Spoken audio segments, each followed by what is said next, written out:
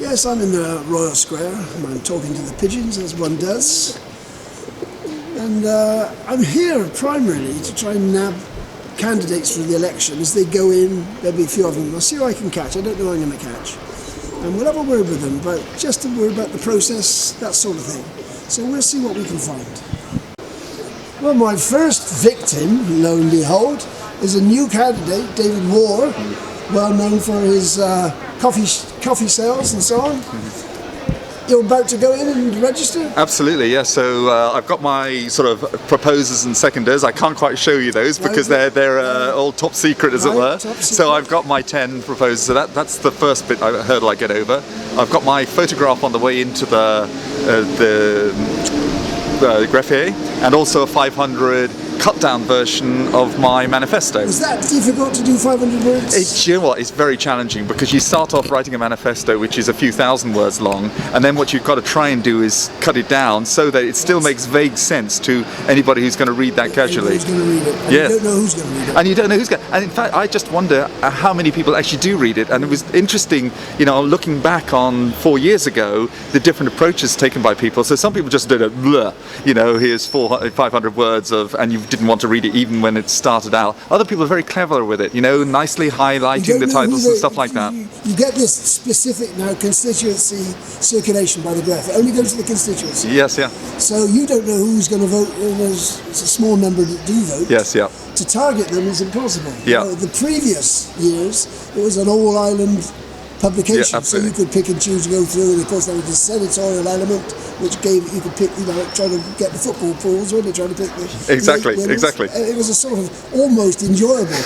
It'll be different this time. Yes, absolutely, and I think, of course, that's one of the things people are coming back to me a lot is saying, oh, it's such a shame, we haven't got the all-island senatorials. However, what it has made, it's made the deputy areas, South St Helier, North St Helier, Central St Helier, much more competitive, much more combative, as it were. But I do feel that if some of the big jobs are up for grabs, like the Treasury Minister or infrastructure or whatever, these are big jobs, and you expect to have an island-wide mandate on that front. Of course, we no longer will have that, and it hasn't been necessarily the case before, but you'd like to think that a few thousand people have actually voted for you instead of the few hundred people who may end up turning out. Well, it's 4 seats in your patch this time. Yeah. It was 3 seats last time. Yeah, yeah. So those, whatever they are, 1,500 votes I think were cast last time, they're going to be spread more thinly. Yeah, I mean the top votes then were 800 sort of area. Yeah, yeah. I mean, it's going to be really interesting and challenging. And obviously, you're allowed to put 4 crosses by the names or ticks or whatever you choose to use. Or I'm not sure allowed to do none of the above. I don't know if that's allowed yet in our your patch it won't apply because you've got more than enough. Oh, I see. You'll be able to do it for a constable. Oh, right. Okay. Because it's a separate vote for constable. Oh, that's interesting. There's only one candidate, so it's not contested. I mean, this is something else, Mike. So much is unknown in all of this. So as a sort of potential candidate coming forward, I've gone on this massive learning curve. What qualifies you to become a politician? I have no idea. What's the job interview? Well, the job interview, I guess, is you write your manifesto and you wander around, knock on a few doors, and you hope enough people like you. But it's unlike anything else you experience in life. And then the other big thing is you get onto your electoral roll. Suddenly, all this data is available to you. All these parishioners who you never met before, have all become available to you. So, I mean, it's really, it's an eye opener, I have to say, into the democratic process. Right. And some of it you think, it's not quite as democratic as you'd like. I mean, classic example we've had just recently is with the press. The BBC and ITV are all focused on the parties and party leaders. Right. Poor old independents are being kicked into the background, into the long grass. In between, you're neither independent nor party. From a legal point of view, I'm an independent. We're trying to be what I call a collective, as it were. Our Better Way Collective is what we're trying to do. Right. But the reality is that does not recognised by the press, and so it's been. There's no bar to them. Well, I know. I think they've created a rule which doesn't exist. Well, maybe they'd have, but I think the problem is we go back to this is the UK authorities of these particular institutions telling them how things run in Jersey, and I have to say, my question is that's tragic, isn't it? We're in a very, very distinctive area of Channel Islands with its own democracy, its own parliament, all the rest of it, and yet we have the political, the politics of the UK being sort of overlaid onto the BBC and ITV. Well, assuming your paperwork Yes, sure. as soon as it's accepted, we'll have a word with you when you come out. Yeah, absolutely. What did they do to you when they put you through is there a machine they got to make you so you cease being radical? They have, because I've often wondered. I love that. You get people going, they say they're going to do wonders, when they actually get elected, it seems to disappear. Do nothing at all. No, I agree with you, and I have to be honest with you, that is one thing I'm totally passionate about, and that's from my business aspect. You know, in business you have to get on and do stuff. If you don't do stuff and you don't move things forward, you're going backwards and you're out of business. You no longer become relevant to people. I think it's really, really important now that politics becomes relevant to people's everyday lives, and that's one of my big things that I'd like to do if I get elected. We shall see you in a few minutes, just Okay. bearing in mind somebody passing by who isn't actually going in, but you happen to be passing by. Are you looking forward to this battle? Yes, I'm looking forward to the election, as always. Do you have any knowledge about whether you're going to be contested? No, not. I know you never really know until the nominations close. Right. So, expectation?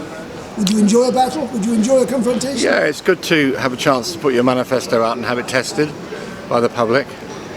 Good.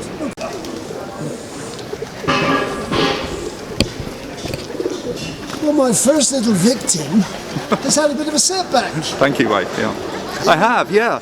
So basically, what's happened is I've gone in to hand in my forms and my supporters and all the rest of it, and it turns out that I completed a second part of this form, and I inadvertently have put on today's date, assuming that today was the day I was going to be, you know, putting myself forward as a candidate. It turns out that because I put today's date on this form, rather than the date prior to all my supporters signing it, that is no longer admissible as a document.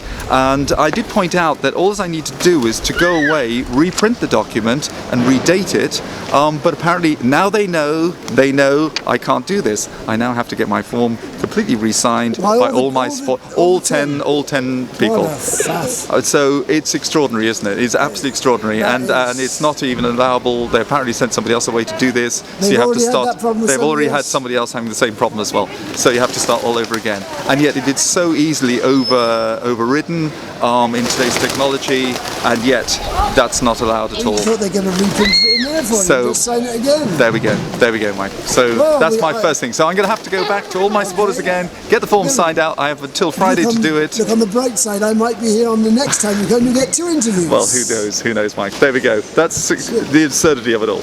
Cheers. Experienced politician, having another go, not tired of the game yet then? Hello. No, I still very much enjoy politics. I think there's still a lot of work to do. There's a lot of changes that we need to see in Jersey, and I've still got a passion for politics. I'm just taking pictures of the politicians, candidates for politicians as they go in, just to see on the first day. And there's my phone going. So as in tradition, you see. Yeah. Well, it's nice to see you. I'm sure I'll see you on the campaign trail. Well, I'm not very mobile at the moment, but I will get around as much as I can. Good to speak to you. Thank you. They're all out in form. There's another candidate there, look. Striding through. Got your form in? Not yet. Not yet, all right, you're working on it, yeah. No, I'm waiting till tomorrow. Yes. Looking forward to it? Very much indeed. Aren't you a bit tired of the battle? Yeah. Not yet. No. No? Still have enthusiasm for it. There's another, you going in to sign up? I am. I'm I've got glad my you're wearing the form bright here. red because that is politically that is very promising. Well, it's also the national colour, isn't it? Red and white. So we saw lots of that on Okay, Monday. we shall follow you. I don't know how a mere mortal like us, I can't follow the whole election on this basis. That's one of the things that the senatorials did condense it. You could do things. I can't do every parish, but I will try and follow, see what happens. Bless you. Well, there's an aged candidate. He's been around a few years. A Reform member. He's parked his bicycle. He's not too old to ride a bicycle. He's got the key of the door, of course.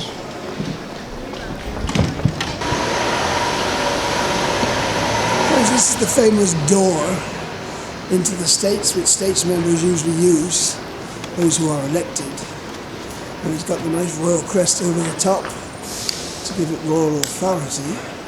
We don't get a Queen's speech here. Maybe we should.